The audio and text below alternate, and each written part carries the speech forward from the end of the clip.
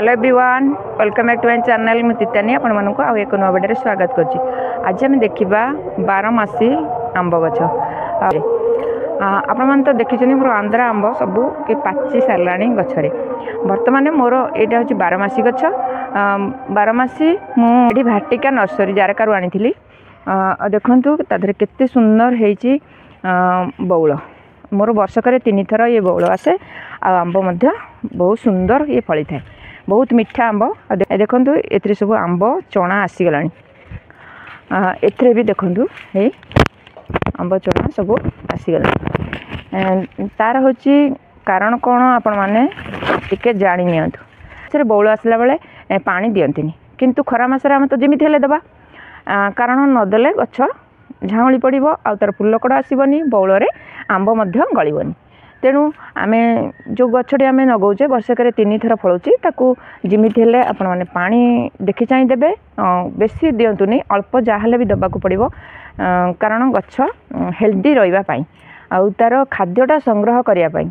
बौल आसी सारला आ तार खाद्य संग्रह करिवो केमिति, जाफल कि तार फल जो आसिला छोट छोट चना भलिया हला से ताकू खाद्य पुनी जोगेबो ना नाही। सेति पई कि आमे पानी दबा, पानी सहित विभिन्न प्रकार तार खाद्य सामग्री सब दबा।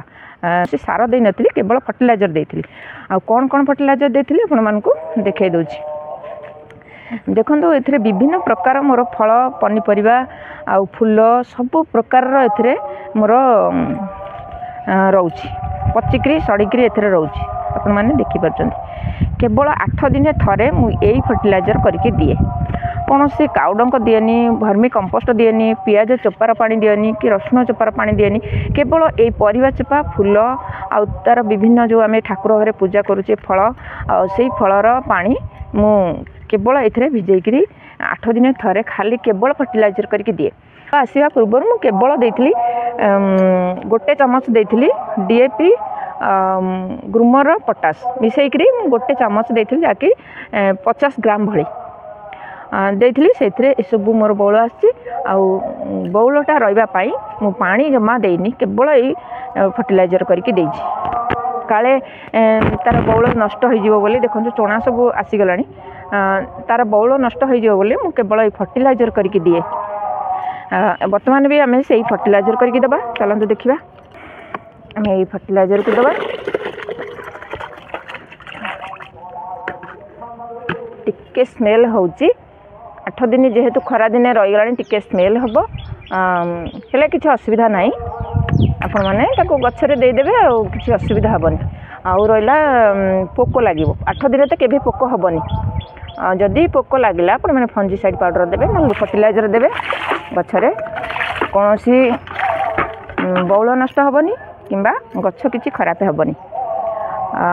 बौल चना आसीला बेले आपण माने हार्मोन स्प्रे कर देबे। हार्मोन स्प्रे कले कौन बौल झड़बनी, आंब बौल किसी नष्ट हेनी, आंब चना भी किसी नष्ट हेनी। आ देखो मुझे गोटे कलिमी करी 12 मासी आंब गोटे कलिमी करी अलरेडी करदे गोटे कलिमी गछ मु चारा रखी। आ गोटे कलिमी ये बर्तमान करी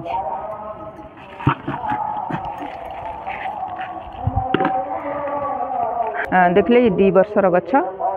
मु तलू सबू कटिंग कर देइथिली आ तार ब्रांच केते सारा आसी आपण माने देखि परछंती। मु गोटे बड़ पॉट रे लगैथिली, पॉट रे किंतु बहुत बड़ हो गला, सेति पई मु आनी ग्राउंड रे लगैछि। आ देखंतु तार केते सुंदर तार बौल पळे आसी। आ गत वर्ष 3 थर 3 छिके एथरे आंब आसीछि। अवश्य 10-15 टी नेखा रहिछि, बेसी रहिनी। आ से 10-15 टी भितर हमें 2 टी जमा चाखिछु। तापर सब जंग मांकड़ नै जाइछि आंब को। आ मांकड़ तो इजी रे नै जाए। आपण जानते तो 2-3 किलोमीटर आम घर कति जमा महाविनायक आठी तो जानते मांकड़ स्थली आठू एठिकी केतिकी बाट हम आसिया सब आसिक बारी सारा ध्वंस कर दौरान पूरा। जो दिन आसवे एका 30-40-50टा मांकड़ एका बेले आसवे आ सब खाईदे पलैबे। आ जो गोड़े तो पुओ पिला थे जगिवे, झील पिला जमा डरवे। आ बहुत कष्ट गछ सब दायित्व नहीं। छुआ तो मोर सब बाहर अच्छा। आम हजबैंड तो सी बाहर चाकरी कर सका जाती सन्ध्या आसती। मुझे सब बारीघर दायित्व निए, बारीघर सबू कार्य मु करे। बारी की जगिबा ठारू, बारी मेंटेन करबा ठारू, गछर दायित्व नबा ठारू आ घर को संभाळिबा ठारू सब तो मु एका करे। ମୁଁ ବାହାର ଜାଗାକୁ ଉଠି ଆସି ଘର କରି ଆମେ ଏଠି ରହିଛୁ। ଦେଖିଲେ ତ ଆପଣମାନଙ୍କର ଯଦି ଏଇଭଳି ଭାବରେ 12 ମାସି ଆମ୍ବ ଅଛି ତାହେଲେ ତାର ଏଇଭଳି ଭାବରେ ଟିକେ ଦାୟିତ୍ୱ ନିଅନ୍ତୁ। ଆଉ ଯେଉଁ ଏଇ ଯେଉଁ ହେଉଛି ବଉଳ ଦେହରେ ଯେଉଁ ବିଭିନ୍ନ ପ୍ରକାର ଯେଉଁଟା ପୋକ ଉଡ଼େ ଅଣ୍ଡା ଦିଏ ସେଇଟା ହେଉଛି ଡାହାଣୀ ପୋକ ବୋଲି କହନ୍ତି। ଆଉ ତା ଦେହରେ ଜନ୍ଦା ହେଉଛି ଆପଣମାନେ ହରମୋନ୍ ସ୍ପ୍ରେ କରନ୍ତୁ, ସେ ସବୁ ଛାଡ଼ି ପଳାଇବ। ଆଉ ମୁଁ କହିଲି ତ 2 ml 1 ଲିଟର ପାଣିରେ ଆପଣମାନେ ଫଞ୍ଜିସାଇଡ଼୍ ପାଉଡ଼ର ସ୍ପ୍ରେ କରିବେ। ଦେଖିବେ ସବୁ ପୋକ ଦମନ ହୋଇଯିବ, ସଂଶୋଧନ ହେବ, ଆଉ ଗଛ ହେଲ୍ଦି ରହିବ, ଆଉ ଦେଖିବ ଆମ୍ବ ପ୍ରଚୁର ଆସିବ। ଆଉ ଯଦି ମୋ ଭିଡ଼ିଓଟା ଭଲ ଲାଗିଥାଏ ତାହେଲେ ଲାଇକ୍ କମେଣ୍ଟ ସେୟାର କରିବେ। ଆଉ ମୋ ଚ୍ୟାନେଲ୍ ଯଦି ଆପଣମାନେ ନୂଆ ଦେଖୁଛନ୍ତି ତାହେଲେ ଗୋଟେ ସବସ୍କ୍ରାଇବ୍ କରିବେ। ଆଜି ପାଇଁ ଏତିକି, ପୁଣି ଆସିବି ଆଉ ଏକ ନୂଆ ଭିଡ଼ିଓ ନୂଆ ଟପିକ୍ ସହିତ। ସେତେ ପର୍ଯ୍ୟନ୍ତ ଗଛ ଲଗାଉଥାନ୍ତୁ, ଭଲରେ ଥାନ୍ତୁ। ଜୟ ଜଗନ୍ନାଥ।